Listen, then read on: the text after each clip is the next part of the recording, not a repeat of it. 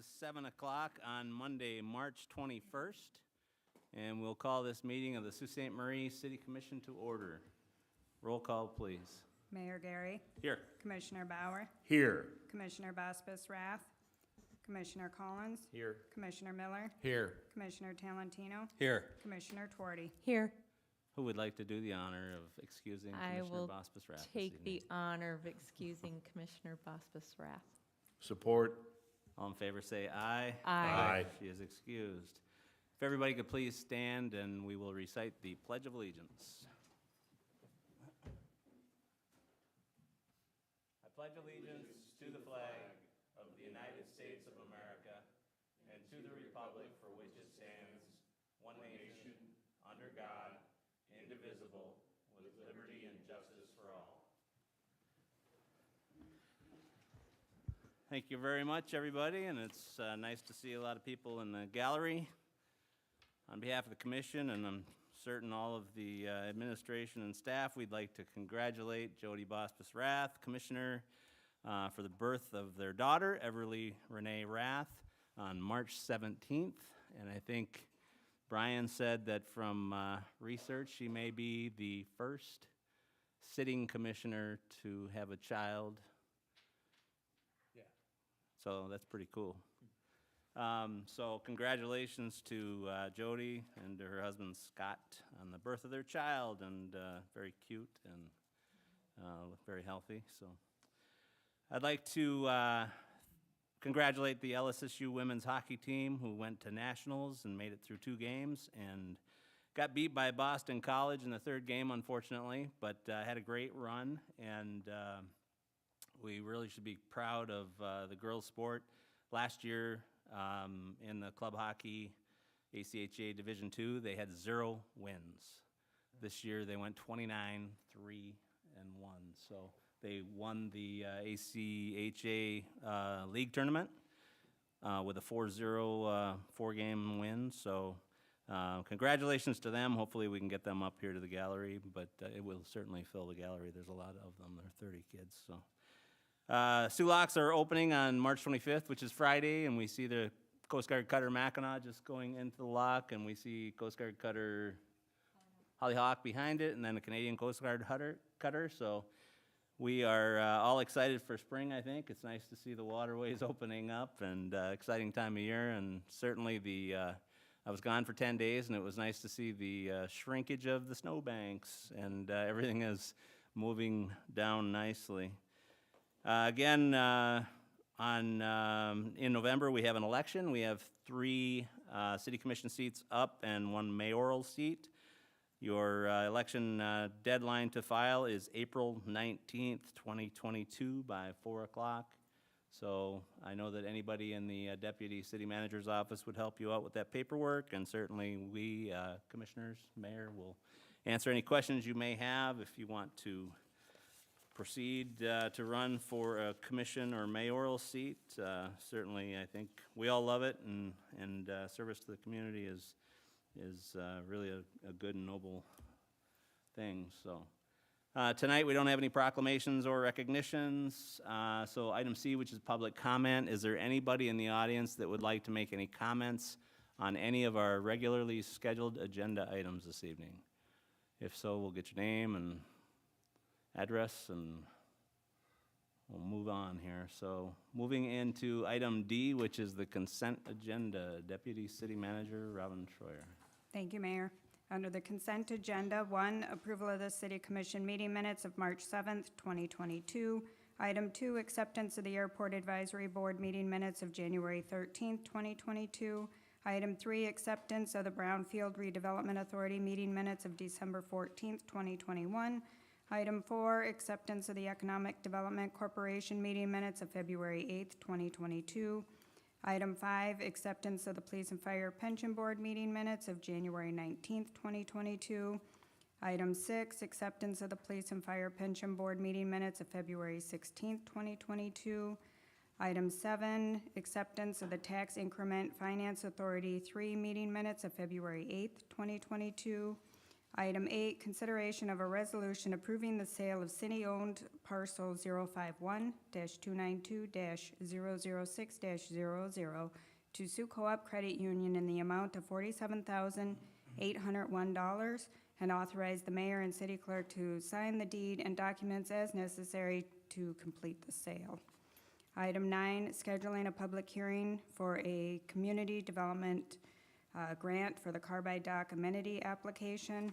And item 10 is approval of the consent agenda items as presented. Thank you, Deputy City Manager. Would anybody like any of the items removed for individual consideration, or do you have any questions? Commissioner Miller. I just have a question on number 8, the consideration of the Sioux Co-op Credit Union land sale.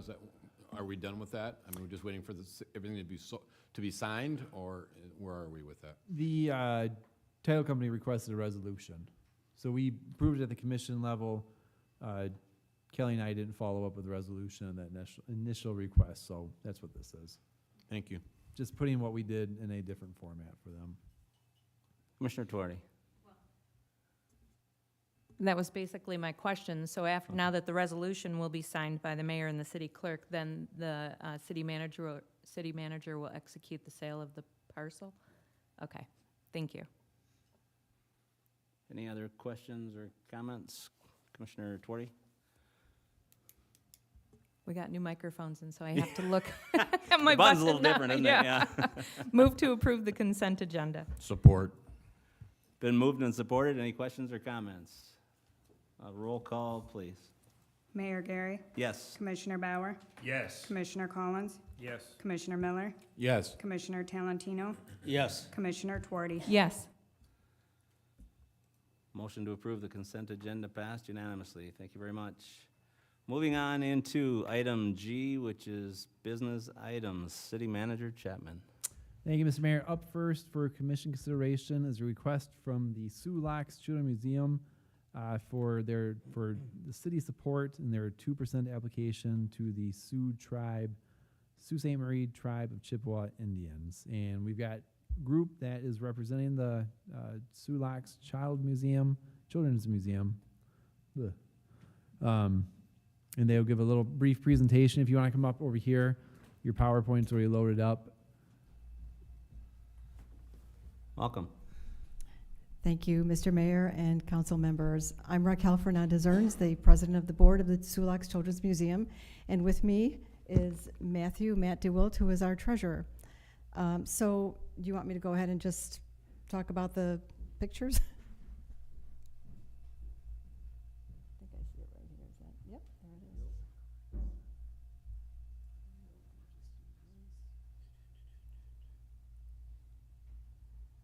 So what I'm going to do here is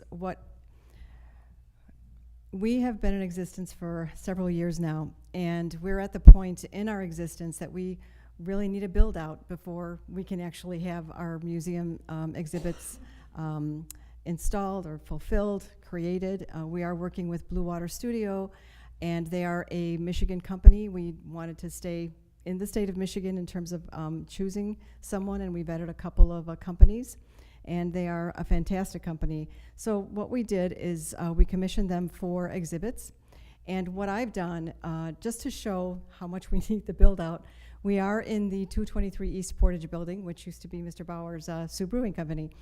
And I always joke about this, whenever we have a meeting there or go, we still have people coming in looking for a beer, asking for a beer. I'm thinking if we buy like a $5 30-pack of Busch beers, we could maybe raise some money.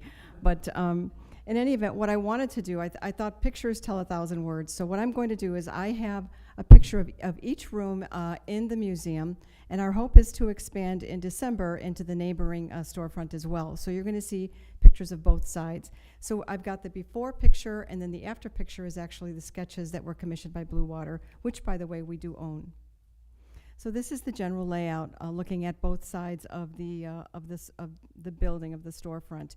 And we are looking currently at the west side of the building, which will be on your right-hand side if you're looking up at the slide. So this is the storefront. The way the building is right now is on the left, obviously, and the sketches will be on the right. And there's our proposed storefront, which has a really nice awning which spans across both storefronts. The entrance is going to have retail and, of course, tickets where tickets are sold. You can start seeing the inside of the museum. Right where the windows are is going to be the toddler area, and our museum is going to go for children who are ages 2 to 12 years of age. We're going to cover all developmental areas, all areas of development for children. And so this will be a nice space for parents to meet and talk with each other. We have a lot of young parents with very young kids who don't have a chance to meet other parents. So this would be a nice opportunity. What's beautiful about the building is we already have water drainage on the left there, and that is where our water exhibit is going to go. We actually have an extensive water exhibit. This side is going to be the science-based water exhibit. It's going to have a little lock for kids to engage with the locks at their own level, and there'll be a little boat building station off to the left, as you can see in the foreground, where they can build little boats and put them in the water to see how they work. The other side, as you can see if you move to the left of the picture of that science exhibit, is the nature side. And that's going to be, we did consult with our Anishinaabe tribal community to talk about what the strengths are of this area as related to our tribal members. And what really came across were culturally were the strong traditions. The fact that we have more fish species in this area than any other area, which I didn't know. We're going to have the rapids emulated there, which are very, very strong and symbolic to our tribal members. There'll be mist that the kids can create from that water. And then the fish matching station will also have the Anishinaabe names of the fish. There will be trees that are going to have platforms on them where the kids can interact that will change as the seasons change. Now back in the area there through the door, which we didn't take a picture of that particular room, but we're going to have a climbing area, and it will be accessible. The entire museum will be accessible. And this is the upper level of the climbing area.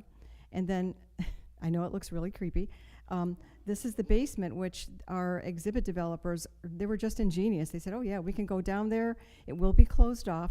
And so the kids can climb down into the lower level. And there'll be things like Jacobsville sandstone there, maybe a small area with a bear like hibernating, something like that, a painting, of course.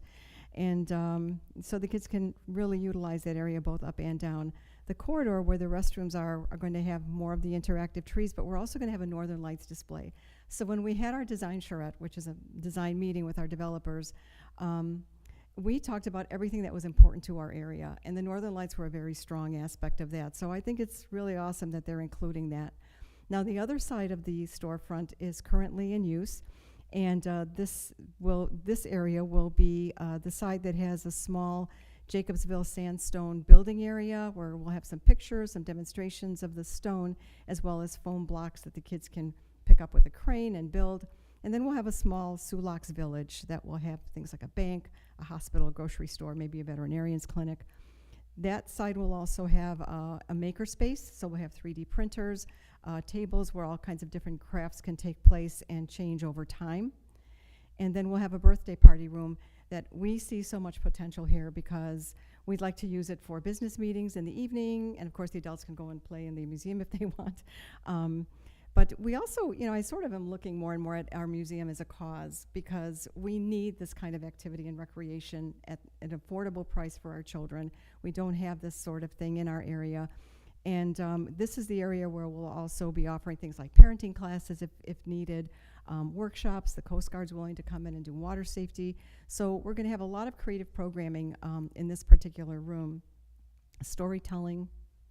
And then this is a sensory room. This is the last picture. We know that we have a lot of children with special needs in this area. And sometimes kids can get overwhelmed in a noisy environment, a very busy, crowded environment. And so this is a room where kids can just detox and relax. And it's going to have soft lighting, just soft visuals. It's going to be quiet. And so we did want to make sure that we met all of our children's needs in this community. Any questions? Any questions for Raquel? Just a few comments. Okay. Thank you so much for doing this, first of all. I think it's going to be a really wonderful asset added to our community, and I can't remember what day it was, but somebody did just approach me and say that not every child is an outdoor child, and we need more things indoors for our children to do, just because winter is so long. Absolutely. So I really appreciate this. As a mother myself, my children are grown and gone away, but I'd like to think that someday I might have a grandchild, like a lot of my other friends are starting to do. Right. So thank you just for adding this to our community. Very excited You're about it. very welcome. Thank you. Anybody else have any questions or comments?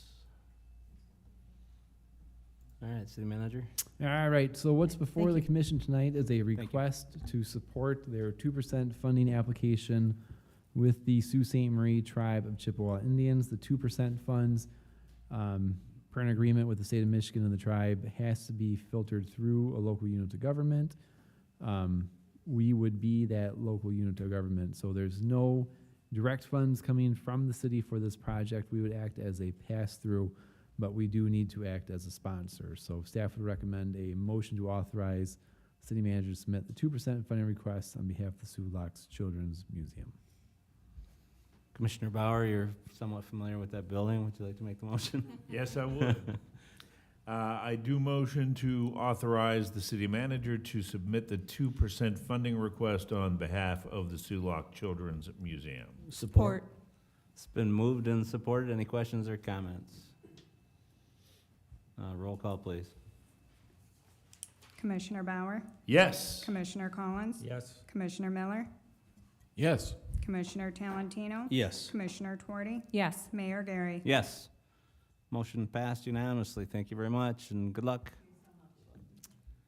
Under G, business items, number 2, City Manager Chapman. Thank you, Mr. Mayor. Up next for commission consideration is a request for a budget amendment in the amount of $7,500 related to the water treatment plant filter media replacement project.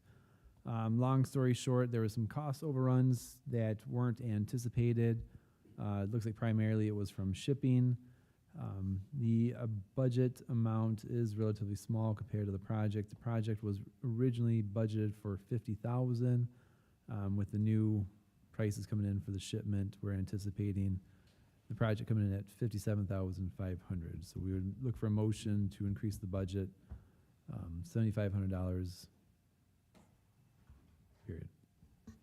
Thanks, City Manager. Anybody have any questions on this one? Commissioner Talentino, do you want to make the motion? Sure, Your Honor. Motion to accept the budget amendment of $7,500 to complete the WTP filter media replacement project with funding from the water depreciation reserves. Support. Been moved and supported. Any questions or comments? Roll call, please.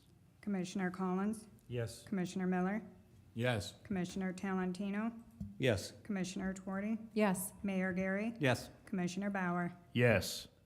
Motion passed unanimously. Thank you. Under G, business items, number 3, City Manager Chapman. Thank you, Mr. Mayor. Up next for commission consideration is 2 motions related to the 2023 MDOT Small Urban Grant Program, which will do some reconstruction work along Meridian Street from West Easterday Avenue to 8th Avenue on Meridian Street. So right there in front of LSSU and the Norris Center. The project is about $2.2 million. We received some funds for the project from MDOT Small Urban Program last year or so, but they just upped that dollar amount as well. So there's some changes in the paperwork that we have to do to reflect that dollar amount. Included in the item is a list of sources and uses. Because any road project usually has some landmines in terms of infrastructure under the pavement, there is some underground work that we have to fund and make sure that we're doing with that project. So it's a mill and overlay on the project between that area, but there's some water and some storm water upgrades that we'll be working on during that time as well. Right, stormwater?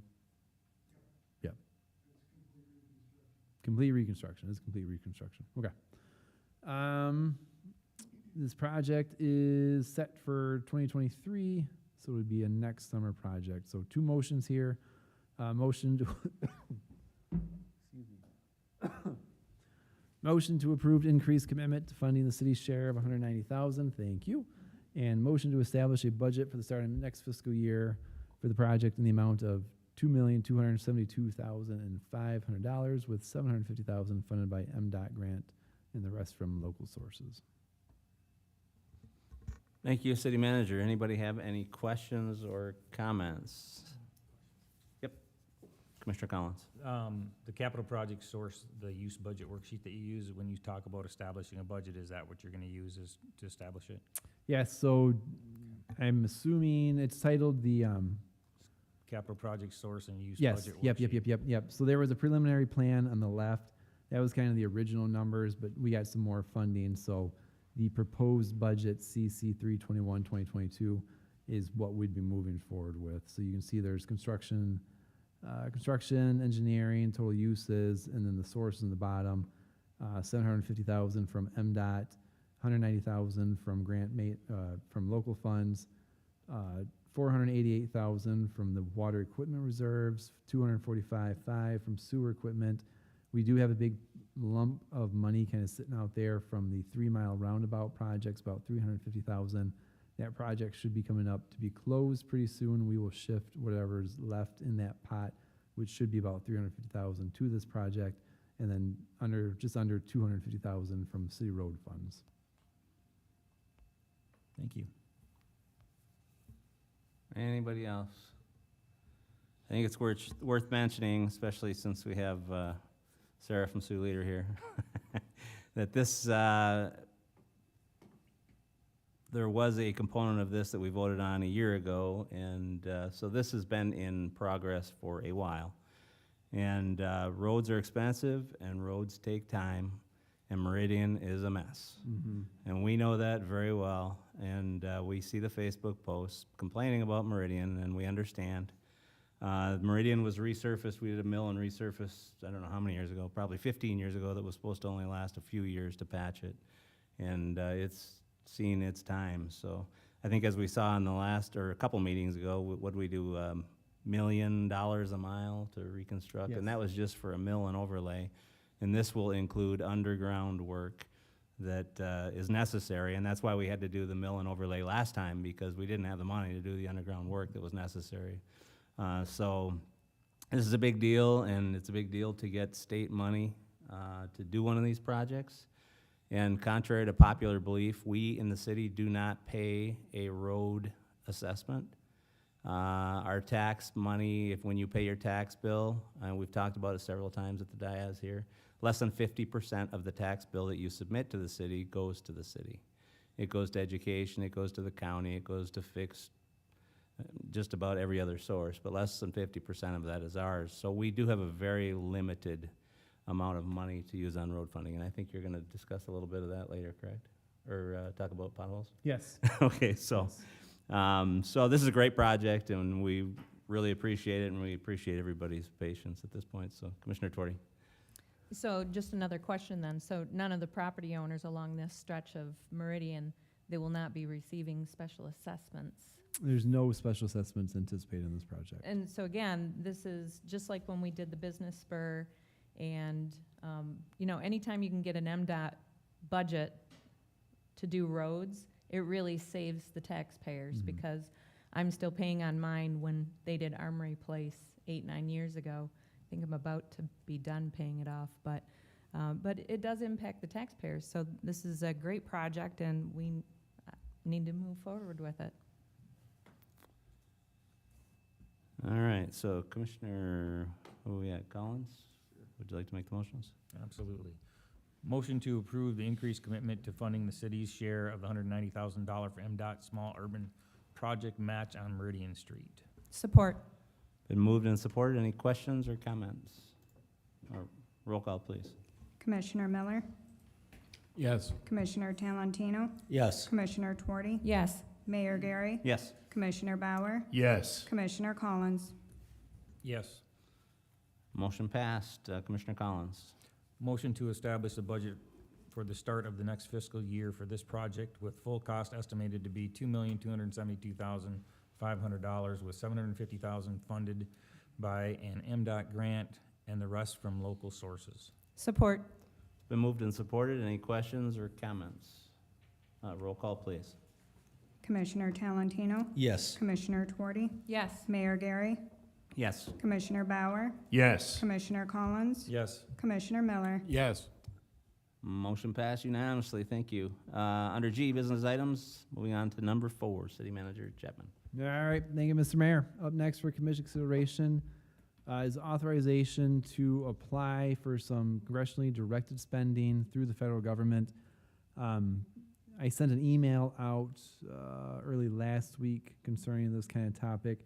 This is kind of a vague request because there's not a lot of details that we have right now, but the short of the long is the federal government is moving forward with congressionally directed spending. At one point in your civics course, it would probably called earmarks. So there is a process put in place by every elected federal official. They have their own portal online. It's based on the committees that they sit on and the grants that are administered by those committees. So each elected official will have a different set of requirements or buckets that we could apply for. So this particular item is a blanket request for staff to apply for $5 million specifically for the carbide dock. We'll put in a request to Senator Peters' office. We'll put in a request into Debbie Stabenow's office, and then Representative Bergman.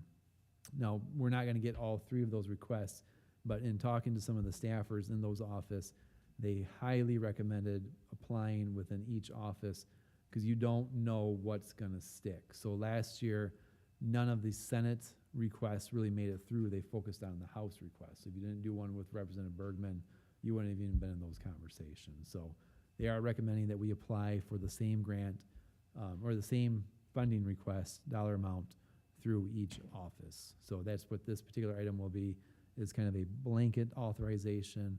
We'll put in 3 applications, if you want to call them, for $5 million to be used for the carbide dock. Anybody have any questions or comments? Commissioner Torti. Apparently, I have a lot of questions tonight. So if we do receive the $5 million from one of these funding sources, how close does this get us in our gap funding? This would be a big chunk of it. We would have to get this one and then a few of the other ones to be able to close it up. So there's no parameters that were given to us for these programs, for the requests. We could have made $1 million, it could have been 20,000, it could have been 20 million. So we were going with 5 million because it seems like a high enough number to make an impact on our gap, and then kind of a high enough number to draw the attention of some elected officials. So Okay. we think the dollar amount is good. But with this one, you know, our gap, Dave, was 8 million, 8 to 9 million, and that was before gas prices increased.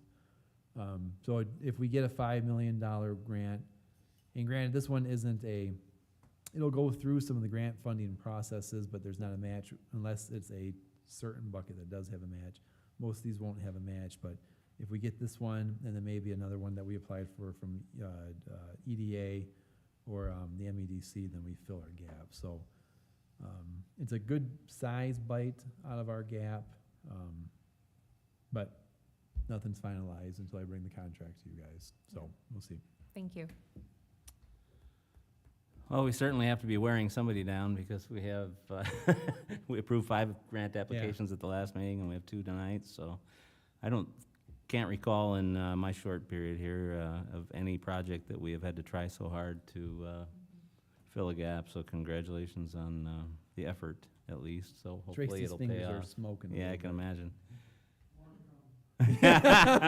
Excellent, yeah, And that's that's- great, We're not gonna stop until we get it. right? That's the marching orders, right, Dave? All right, any other questions or comments?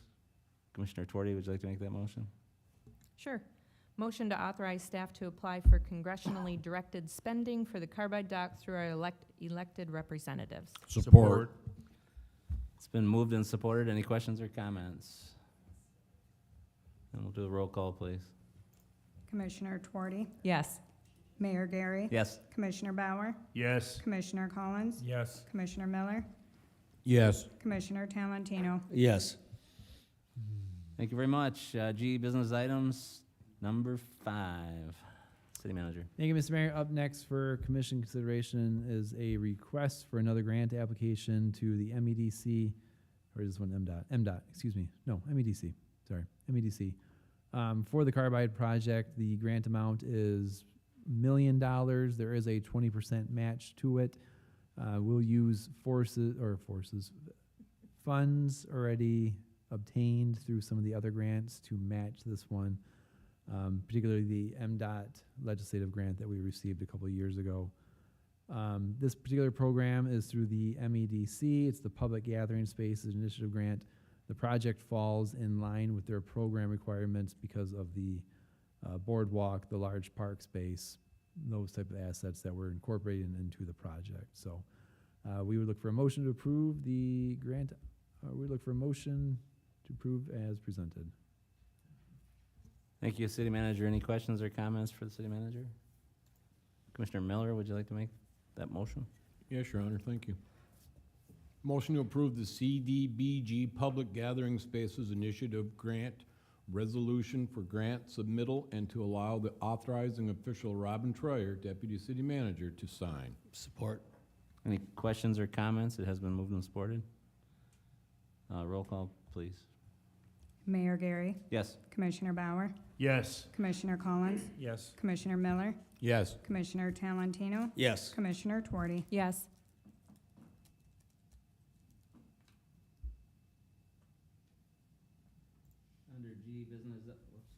Under G, business items, number 6, City Manager. Thank you, Mr.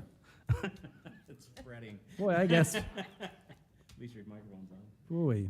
All right, try this again. Up next for commission consideration is a request to approve a firefighter recruitment program. As the commission is aware, the last few months, we've really been struggling to obtain any applications for the 3 open firefighter paramedic positions at the fire department. This particular program has a sign-on bonus of $5,000. Half of it will be paid after 30 days of employment. The other half will be paid out after their probationary periods end, about a year. There is a contract agreement that goes along with the program. There's a requirement that the employee stays with the city for a number of years.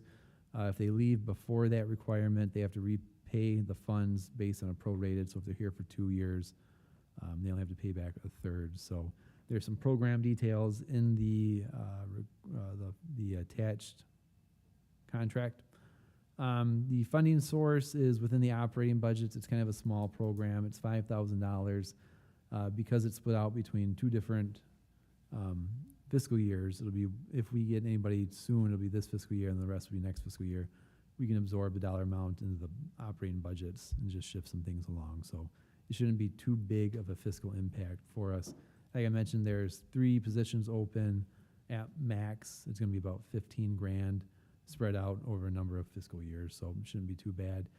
The one caveat that I have with this program is, you may recall, we did apply for a grant through the Department of Treasury for police and fire recruitments.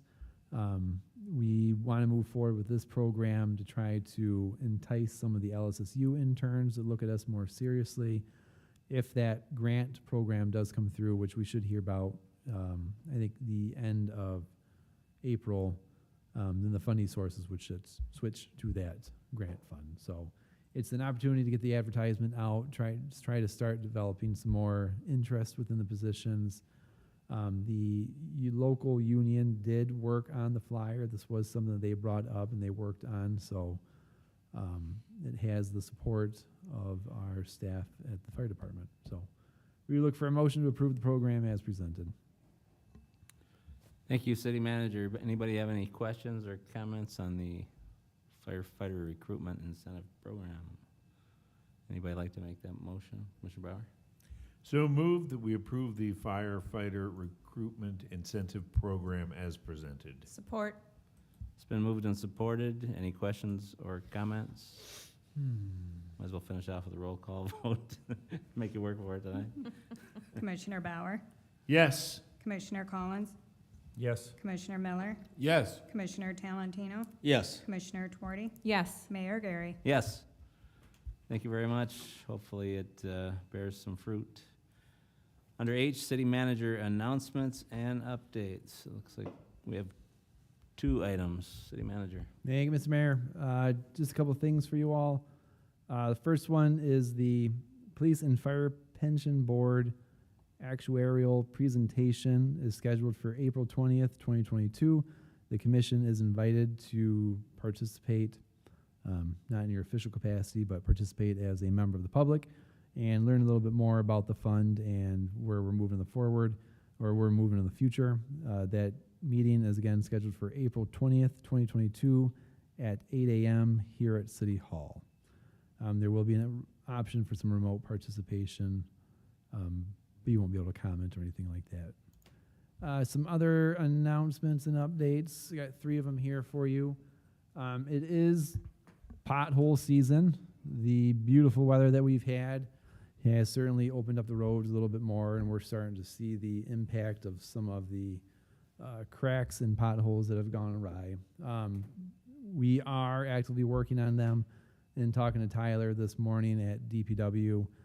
We've got crews that are out opening drainage right now, trying to chase some water to make sure we don't have standing water on the road. They are filling up some potholes right now. The thing about filling potholes this time of year, they're not perfect holes. They have water in them, they have dirt in them, and the cold patch or the hot patch, depending on what we're throwing in there, doesn't always stick. And it could pop out of that hole just as quick as we put it down in there. So we are trying to make the roads a little bit better than what they currently are, but you know, it's an uphill battle. So we are out and about, we are aware of them, we're working diligently to try to fill some of those potholes, but we do have a lot with them as well. So we could be out there one week filling a pothole and it could open right back up the next week. And especially with the weather, we had beautiful weather this weekend. It's looking a little colder, maybe a little snowier and rainier this weekend. Those types of weather change and weather patterns aren't really conducive to the material sticking in the potholes. So we are working on it. We're getting into our spring routines a little bit, or at least adjusting at our after winter activities, like I said, opening up the drainage ditches, the catch basins, trying to minimize any standing water. So weight restrictions, that's another springtime issue that's coming in here. So we did put on the weight restrictions for all city streets effective today, with the exception of all season routes. Thank you, sir. So what that basically is are the roads that aren't all season roads. If there's a shipment of oil gas, propane, it could be distributors, beer, could be something along those natures. The weight restrictions aren't to deter the traffic. It's to deter the weight of the truck. So they can lower their limits, they can lower their loads. They'll have to make a couple more trips, but if they lower their weight or their weight amount on their trucks, it won't do as much damage to the roads. This time of year, the ground is soft underneath, the potholes are there, and those heavy loads do a number to our roads. So for truckers that do have to make loads within the city that aren't all-season roads, engineering does offer a permit. It's a relatively quick and easy process. They get a hold of engineering and fill out that application. If somebody is caught with a heavy load this time of year without the proper permit, they can get a ticket by the state police, local cops, whoever it may be, and that ticket will be higher than what the permit fee was. So, just as an FYI. Okay? Okay. All right, next one. So this kind of came up end of the week into today a little bit. You've all received, or most of you received some phone calls for it. Bonnie, you want to put me up on the screen, please? So what we have ran into in the last couple of days relative to the Harvey Marina is the user fee schedule and some of the rate increases that were inadvertently increased. So Harvey Marina, for the longest time, this was an older fee schedule. You can see not really descriptive. Fees set by waterways, which is referencing a fee schedule that's put together by the Michigan Waterways Commission. Most marinas, if not all marinas, use that tiered revenue fee system to have consistency amongst the marinas throughout the state, and just kind of make it a little bit more easier for everyone. So the longest time, that's all it said. This past January, when we updated the fee schedule, we changed it, not necessarily the actual rate, but we put in some information because we weren't even really sure what we were charging or how to describe it. So for Harvey Marina fees, we use a seasonal slip rate. We have rate 9, rate 9. So we were rate 9 last year. We stayed rate 9 this year. So within the document as well, we put in a hyperlink to the actual fee structure from the commission. Hold on a second, I'm gonna pull it up here. Maybe I'm not. I thought I had it. Maybe I don't. Maybe I don't. Okay, anyways, we'll just go right to the website. Click on the link. So we did not change the rate for the marina this year. So what you see on this fee schedule is slip length. And this is what kind of changed within the process. We didn't actually change the rate structure, but what we weren't doing for a very long time was charging the fee based on the slip length. So there's two, let me pull up the aerial view. So this is Harvey Marina. You can see there's 2 different size slips. These ones all in this area, I believe, are about 45. These ones all in this area are about 25. So new staff, new manager, new people around the billing process, we pull up the fee schedule that we adopted, that we've been working off of. We see 45-foot slip length. We see rate 9, and that's what we come up with the fee. Now, the increase is coming in because the city, for the longest time, I don't know if we arbitrarily just picked a number or if we just stayed with the 20-foot, which wasn't accurate either, but it was about this, it was about $840, I believe, for the longest time. So we re-adopted the existing fee schedule, but we just administered it the way it's supposed to be administered. So there wasn't really a rate increase. It was more of just a, I don't know if you'd categorize it a billing error or whatever the case may be, but we're just administering the fee schedule the way it was presented to us, the way it was intended to be presented. So you've got these shorter slips. The shorter slips saw a little bit of increase. I think they're about right here. So they probably went up from about $840 to a little over $1,000. The big jump is for the longer slips. They were about $840 last year or so, maybe $882, one of the two. And then now we're down here at the 45 at $1,890. And there's just one thing, if you're looking at this, there's some areas that are bold, and that's no other marker than just every 5-foot increment. So it just happens to land on 45.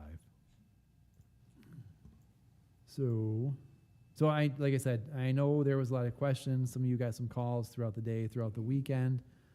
That's what happened, and that's kind of where we're at. All right, so anybody have any questions for City Manager, Commissioner Collins? The first one, if you brought that rate split back up, is the Kemp Marina at the same 9, or are they at a different rate? Do you remember? I know we talked about it. So we changed that one. Let me pull it up. Oh, It's probably tabs. on here. So this is the old one.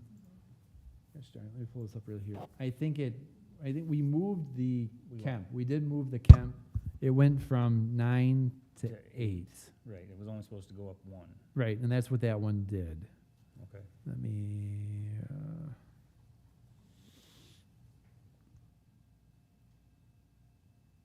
yeah, Kemp went from rate 9 to rate 8. And if I pull that back up. And they were recommending going to like a 5 or a 6 at one point, correct? Correct. And we're just taking it off a little bit incrementally as we move forward. So that's, I guess, my concept on this is that a lot of these people have been down there forever and paid the $840 regardless of what slip they were in. I'm definitely in favor of, increasing the slips over time. to their appropriate, I guess, position where they should be. I mean, obviously, somebody shouldn't be getting a 20-foot slip for the same price as a 45-foot slip, except that we've been doing it for so long. You know, is there a way that we can grandfather those people in and then come up with a strategy to where we can, I mean, even going from $840 to $1,100 to me is a big jump. Just to give you guys an example, I started my staying at the marina back in, what was it, 6 years ago, and I was paying $900 for the slip that I'm in, and last year I paid $1,400. So, and I mean, I've been in the same slip for that long. So to me, the thing is that having increases over time makes sense, and I know that yeah, at that marina anyways, the money goes back into the marina. And I'm sure that the people that are down there wouldn't object to increases over time, you know, basically to get at a certain level that we want to be at. But I'd like to see some more, I guess, things. If we're going to collect more money down there, I want to see more things happen down there. Just an example from a boater, I know that I rented a slip down at the Harvey last year, and I still had the one at the Kemp. And when I went down there, I literally had to go down and take off nails off of the poles on the dock so that it didn't hit my hit my boat, right? So there's a lot of things that down there that need to be worked on, and I don't necessarily think that it's fair to charge people the rate, that higher rates for basically the amenities that you're getting there. I don't know if anybody's been down there, but if you look at the difference between the Kemp and the Harvey, you're looking at a 10-star hotel and a 2-star hotel, and you're saying that we're gonna charge the same price. Sorry, I didn't mean to do that.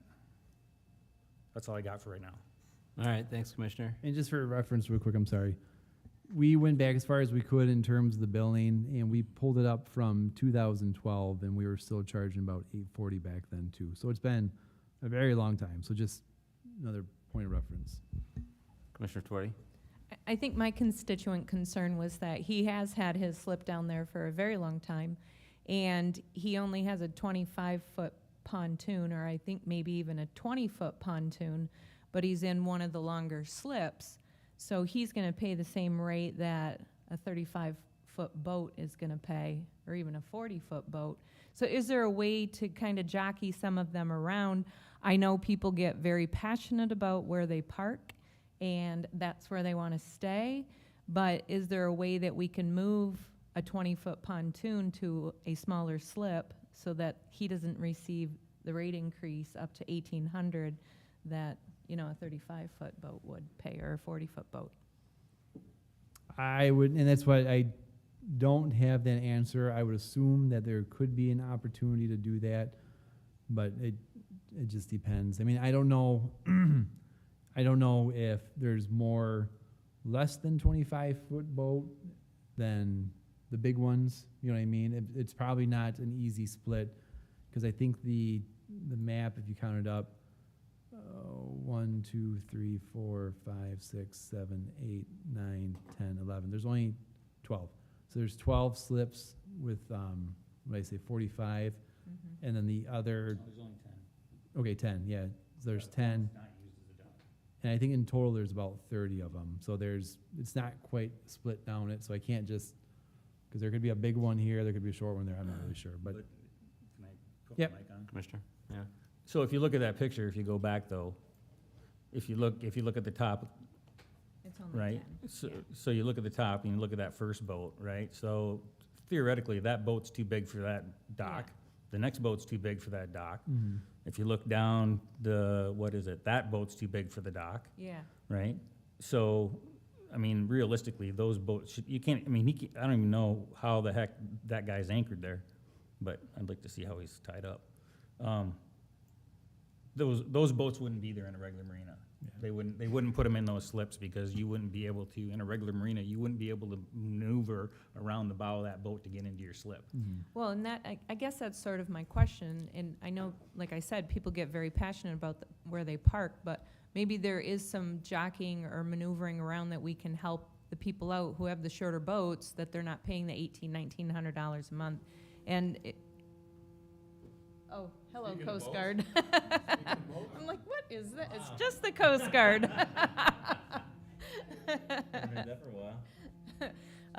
But maybe we can Also, I mean, I'm also in favor of an incremental, like maybe half this year, half next year. I don't know how the rest of the commission feels about it, but to hit those longer slips with an $1,100 increase over 1 year without any sort of advance notice, just because it was an error on our part that it had been taking place for all these years. But so just throwing out that out there. But I would like to see us kind of work with the boat owners a little bit down there.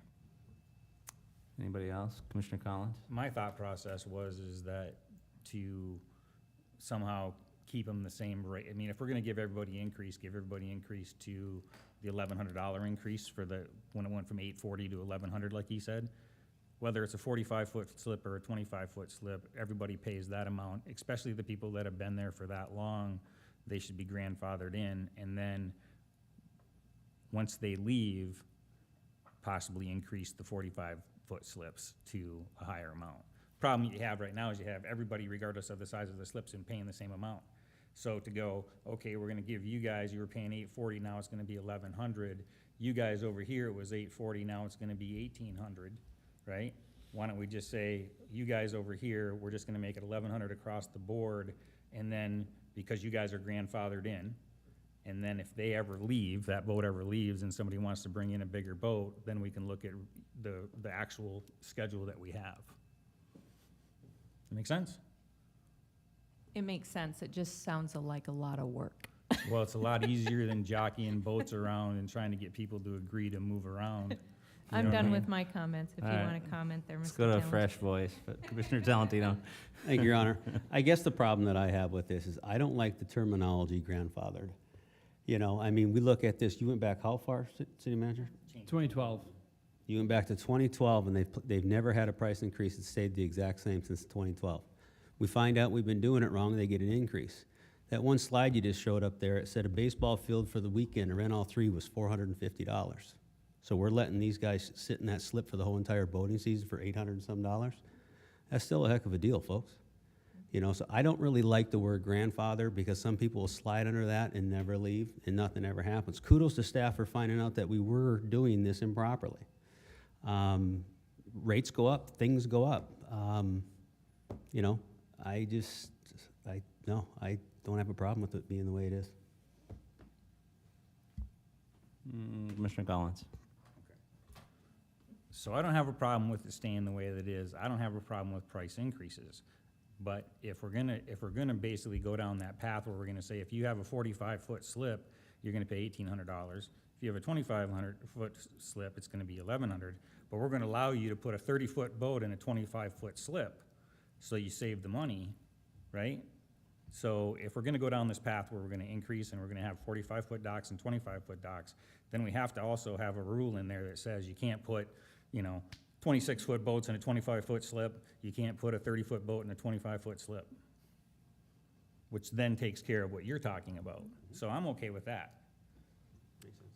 So one of the people that called me said that Kemp Marina is not accepting any more seasonals, is that correct? So they couldn't move. They said that Kemp Marina actually would charge by the foot of the boat and not the, No, we Dock called, size? we called Kyler Okay. today. They charge by Okay. slip too. But they have what did you just call it? Kemp. Kemp has a waiting list right now. And prior to last summer, the Google picture on the screen probably represented it pretty accurately, but we did rent out all of the spaces at Harvey, and we now have a waiting list of about 10 to 12 people for this summer as well, too. I guess I'm kind of in the camp a little bit with Commissioner Collins and Twardy. I think that the increases are warranted, but I personally would have not voted for the increase, of 150% had we seen the numbers, I guess, and maybe that was my fault for not looking that deep into them. But I think that's a pretty steep increase without any notification to the people. And I know some of the people in those slips have smaller boats, and they would like a smaller slip, but they can't get one. And they also can't get one at the Kemp. So they're kind of in a situation there. I guess, you know, in order for us to ever improve the Harvey Marina, we are going to have to price it higher, unfortunately, but we're gonna have to earmark that money for the improvements at the marina. And you know, when I listened to some of the stories of them, they had to put their own wood down on the docks and piers, and they had to pull the nails out, and they had to put their own bumpers in, and they had to improve the area a little bit. I have a hard time hiking it from 840 to 1890, so they could put a pontoon boat there. So, you know, I'd be in favor of management reviewing, you know, what we did and to see if there's some type of an accommodation or some type of a different rate structure we could, whether you call it grandmother, grandfather, different. No, not any better. Grandchildren? Yeah. But, you know, for people that have been loyal and have rented there and don't have any other option to downsize, I think there should be some type of an accommodation. I think the rates can be higher for sure, but, Does, I don't- sorry, can I? no, talk? go ahead. We don't necessarily have to follow that schedule, right? I mean, can we do something like the smaller slips are 1,100, the bigger slips are, 1,400, right? Like, So- Good question. and then that extra money, though, just to be clear, is basically just what, I want to back kind of what the mayor said, that extra money coming in is earmarked specifically for the Harvey, that it doesn't get squandered someplace else, so that the renovations can be done there, because there's a lot that needs to be done. The mayor is correct. I mean, when I went down to the Harvey, and this was my first year down there, so I didn't really experience it until I got there, but we literally had to put new wood on the docks in order to walk down the docks. We had to take the nails out. We had to put our own bumpers up to make sure, even the center poles that are there.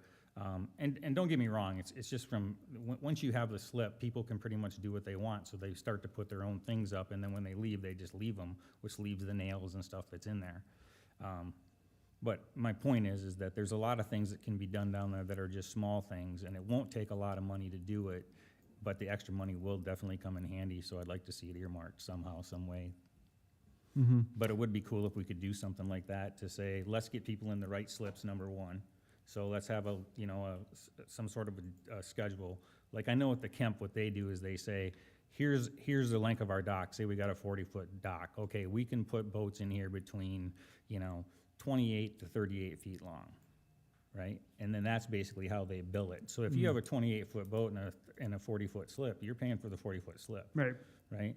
But if you have a 28-foot boat and you can put it in a 30-foot slip, right? right. That's how they work it. But you're not gonna put, a Yep. 40-foot boat in a 25-foot slip. Right. So, So can we get the boats in the right slips to begin with, and then say $1,100 for the ones, $1,400 for the other, with a guarantee that the excess money is gonna be spent on the Harvey? that's what your question was. Okay. So the Kent Marina, we have to use the fee structure, because I believe that's part of the grant funding that we got. Not talking about the camp. Don't- I know, but I'm getting there. Okay. Kemp we do. I don't believe Harvey we do. So I think there is some wiggle room on the fee schedule. And that would have to be done through the commission. So if the commission would want to do some kind of change the fee structure, you would have to do that during a meeting. We can't do that as staff. So if that is something you want to do, we can bring it back to you guys at the next meeting if you want, and you can discuss that, and we can make a recommendation. The other portion of your question, which was, get the people in the right slips? we can work to get the right people in the right slip. Yes, we can work to do that. I can't say that it's gonna go perfectly or super smooth or anything like that, but we can certainly make an attempt at it, because I don't know the boat breakouts or anything like that. So we can work on that. And So then, it's somebody- Wait, I'm sorry, you're confusing me on that, because I don't think that would be real difficult. If somebody has a 30-foot boat and a 25-foot slip, you gotta have a 45-foot slip. right, that's why I'm just saying, I don't know how many bigger, that's what I said, I don't know how many big boats compared to the small boats are all down there. So I'm just making the caveat that we can do it, we can work on it. We may not make everybody happy just because of the way it shakes out, but we can certainly probably do that. That's all I'm saying. I don't want to overpromise on it. Anybody want to make a motion to refer this back to city management to review and balance out the marina? Yeah, sure. One more question. Can Sure. two 20-foot boats go in a 45-foot slip? That was more like a joke. If they were wider, All right, I would like to make a motion to send this back to city administration, further review, and then bring it back to the commission for potential change in the fee structure. Support. Moved and supported. Any questions or comments? Only a comment or question. I know that the applications for the Harvey Marina had gone out in the mail, that's why we were getting the phone calls. Yeah. What do we want to tell our constituents in reference to that it's basically under review? Yeah. Okay, thank you. And they have until April 15th, I think. Is that the date for the, I believe so. That sounds familiar. okay.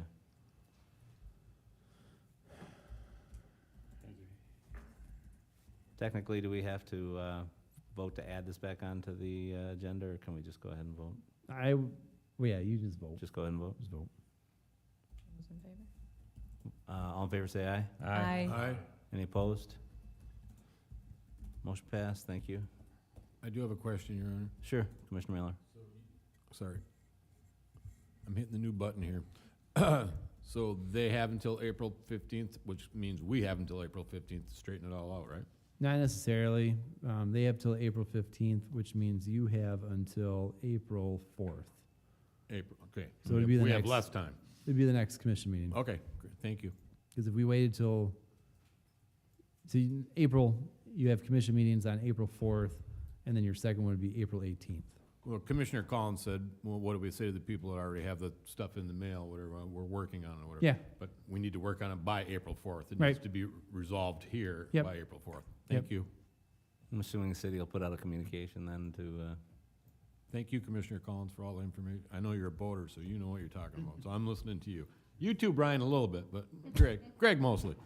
Not me, I'm not a voter. all right, so anybody have any questions on the weight restrictions or pothole season or anything else city manager discussed? Commissioner Tory? I only wanted to make one comment about the actuarial police and fire pension meeting. We didn't get to have one last year because of COVID. So this will be 2 years since the whole commission got together with Michael Gano, who is just a wealth of knowledge.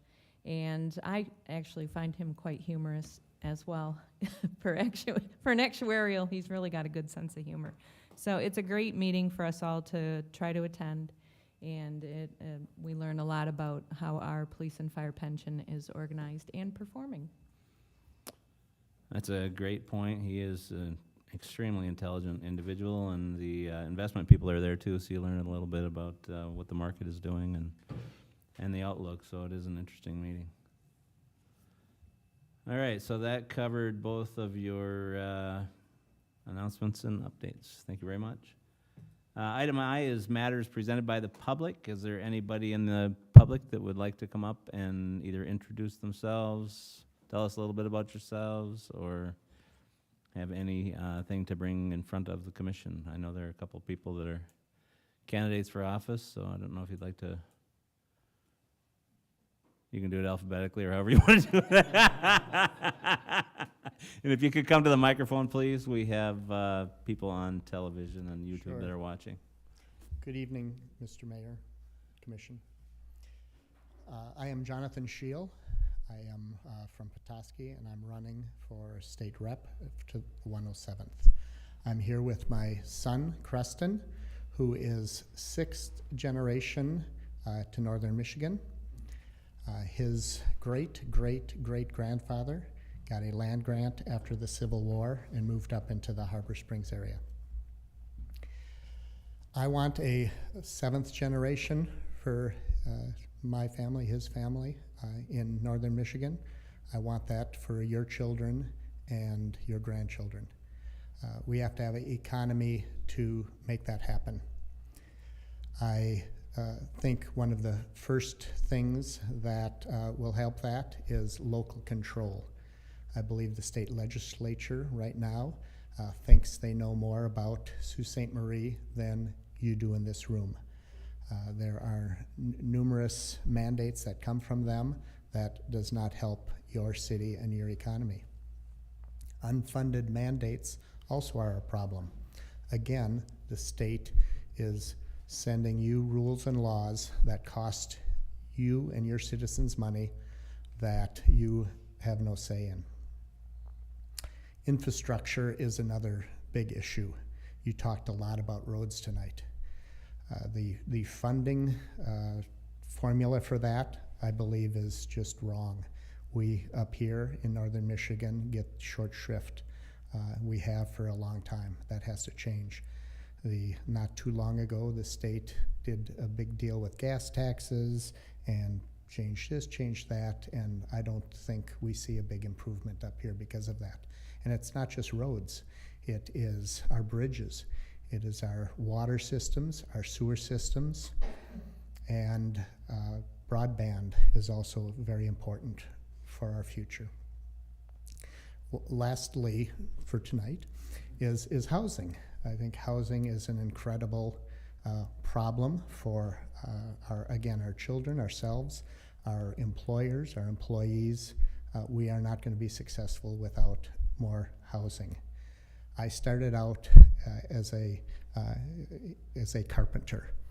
I moved into being a licensed contractor in Michigan, and then I worked for both nonprofit and profit developers, building over 200 units in northern Michigan. One of those projects was right here in Sault Ste. Marie. A number of years ago, I worked for Jerry Hahn, who did a building right downtown with, I believe, 30 units. I'm fuzzy on that after 10 years or so. I was part of the planning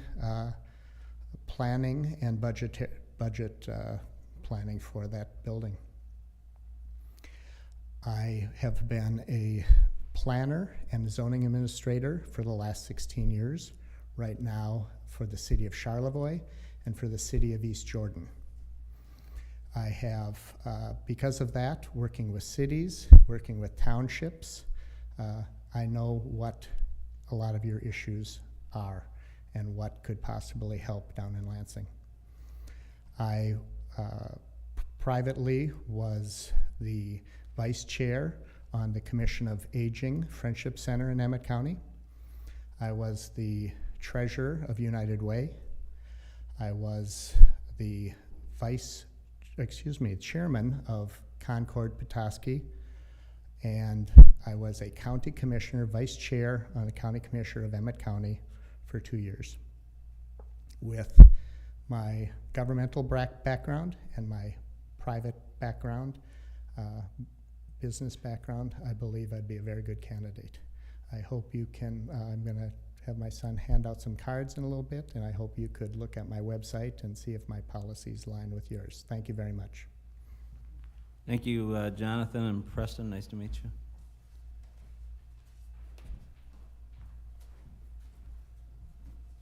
Good evening. Welcome. Thank you for allowing me the opportunity to address you this evening. My name is Neil Frisky. I am from Charlevoix, and I am also running for the 107th House seat. I was born in Petoskey and have lived in the Charlevoix area and owned several small businesses my whole life. I grew up on our family's farm, Frisky Orchards, spent about 2/3 of my life there, and I currently own and operate Frisky & Sons Property Management and a landscape business in the Charlevoix area. So some of the things that are really important to me and what I'm hearing over and over again from the district is a lot of people are concerned about the election process, concerned about what happened in the 2020 election. I think that's something we need to take a really strong look at. We have to restore confidence into all of our lives with the election issue, so that I'm hearing over and over again people say, I'm not going to vote. I'm just not trusting the system, and certainly we cannot do that. We have to get that repaired so that people have confidence in the process. Also, being a small business owner my whole life, I totally understand all the struggles and challenges that come from that, from operating a small business, the government overreach, overtaxation. So those are things that I think are very important that we address. The government overreach has been on the hearts and minds of a lot of people with a lot of the government mandate stuff, forcing people to do things to their making medical decisions for them. And I think that's something that we need to leave that choice up to the individual, so that they can do what they need to do for the betterment of themselves or their family and children. Energy is obviously a hot topic. I certainly would, 100% do anything I could to support the pipeline or the tunnel projects, so that everybody in both Upper and Lower Peninsula have their energy needs met. And also, I would agree that there does need to be, I've been to a lot of commission meetings in the last couple of months, and I do hear over and over that there is a lot of frustration with how the government, the state, does mandate to you local entities with no support. I know Mackinac City right now, they've got to build a new water tower. They're forced to build a new water tower. There's no funding, no help coming at all. Like we've got 400 and some people. How are they supposed to fund the water tower? How are we supposed to do this? So that is a real problem. We do need to return the power to the local communities, county commissions, city commissions, so that they can absolutely make the decision that's best for their community.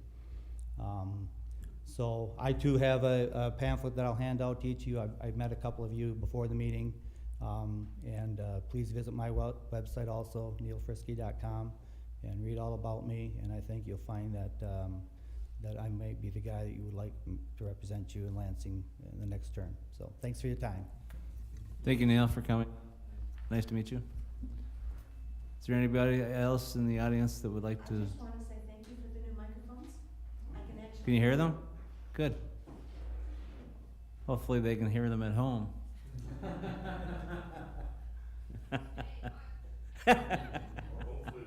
Yeah.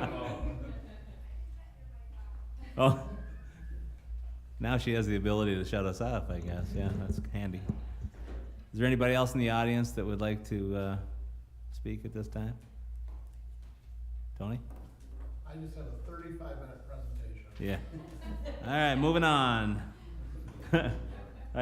Item J, matters presented by the City Commission. Commissioners, Commissioner Tuarte. I only want to remind the community that the first sign of spring in Sault Ste. Marie is the first day of the Soo Locks opening, which is March 25th. So that will be before our next meeting. And it's always a very exciting day in town. All the boat nerds show up. They are standing at the viewing tower at midnight on March 24th, waiting for that first ship to go through. So we haven't heard which ship it's going to be yet. We probably won't get that until maybe around Monday or so like that. But Linda Hoth usually is the information on which first ship of the years. But that's a very exciting day in Sault Ste. Marie. And you're looking at 7, 8 boat nerds up here because we enjoy going to that event to welcome the first ship to the locks. So. And remember to dress warmly. Don't wear dress slacks and city shoes.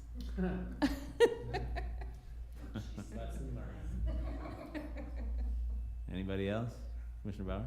Yeah, I always thought that the first sign of spring was the charred snowman remnants up at the university. Lake State?